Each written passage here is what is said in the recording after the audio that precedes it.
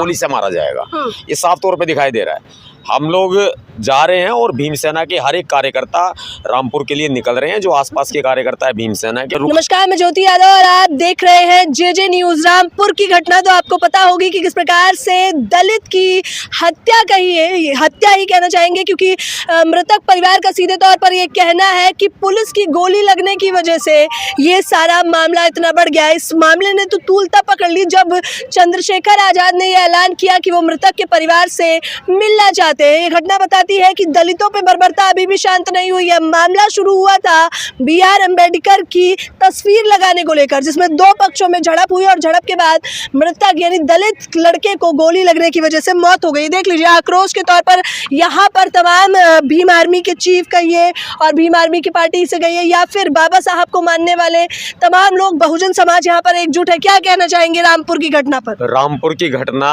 कोई अचानक से घटना हुई नहीं है, ये सोची समझी साजिश है, प्लानिंग का हिस्सा है।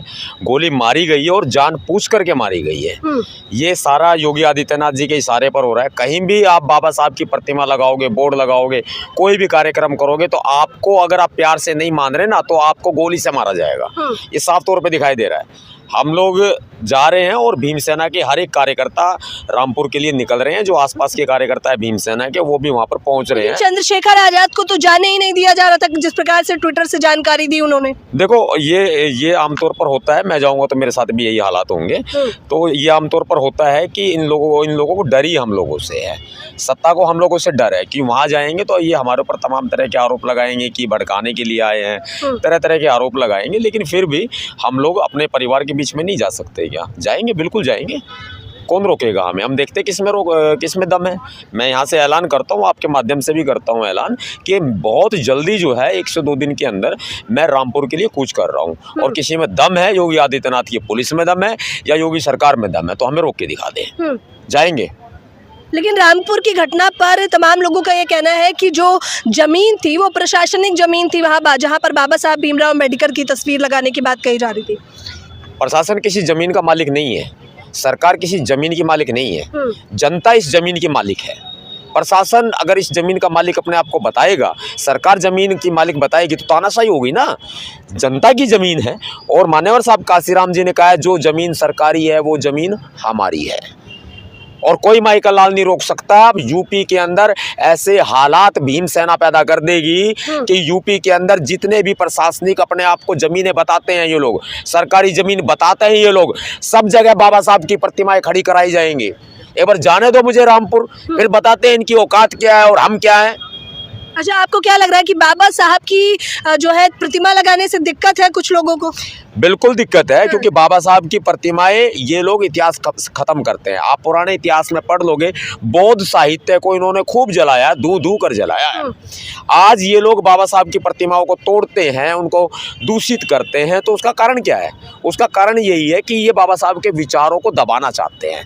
उनकी प्रतिमाएं कहीं दिखाई ना दे, प्रतिमा कहीं दिखाई देगी तो आप क्या, हमारे जैसे लोग जो है नमन करके निकलेंगे। बाबा साहब के विचार बढ़ते हैं इससे, और ये लोग खत्म कर देना चाहते हैं। ये आज हम बताते हैं कि ये लोग काल्पनिक हैं, कल ये बाबा साहब को भी काल्पनिक बताने की बात करेंगे। ये लोग इस तरह इतिहास खत्म करेंगे हमारा। ये लोग बाबरी मस्जिद पे कब्जा कर सकते हैं ना, तो ये लोग जो है पूरे भारत में अपना कब्जा कर सकते हैं।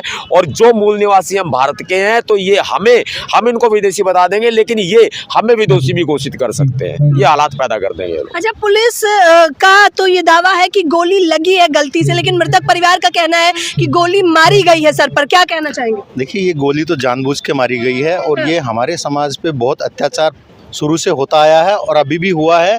ये किसी की कोई प्रशासनिक ज़मीन नहीं है, ये पब्लिक की ज़मीन है, ये जनता की ज़मीन है। जैसे भाई साहब ने बताया कि किसी सरकार का कोई इसमें वो नहीं होता है, ये जनता है। हम मूल निवासी हैं तो मूल निवासियों की ज़मीन है यहाँ पे। वो विदेशी हैं जो इस आंदोलन को, जो इस चीज़ को रोकते हैं, जो बाबा साहब के विचारों को रोकते हैं, वो विदेशी हैं। वो यहाँ के मूल निवासी कभी नहीं हो सकते। जैसे हम मूल निवासी हैं, हम ठोक के कह सकते हैं हमारे DNA में मूल निवास है यहाँ का, और वो कभी भी हमें बाहरी साबित नहीं कर सकते और हम लोगों ने उनको बाहरी साबित किया हुआ है और ये आगे भी करेंगे। लेकिन अब बीजेपी का नारा है सबका साथ सबका विकास, और दलितों पे खास तौर पर मोदी जी बोलते हैं, लेकिन इस मुद्दे पे नहीं बोले हैं। कहाँ है? हाँ। कहाँ है सबका विकास सबका साथ?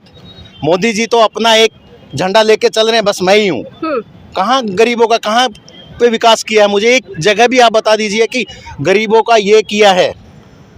अगर गरीब को एक को भी आगे उन्होंने विधानसभा में भेजा है या राज्यसभा में भेजा है या लोकसभा में भेजा है, आप बता दीजिए, हम लोग उनको नमन करेंगे।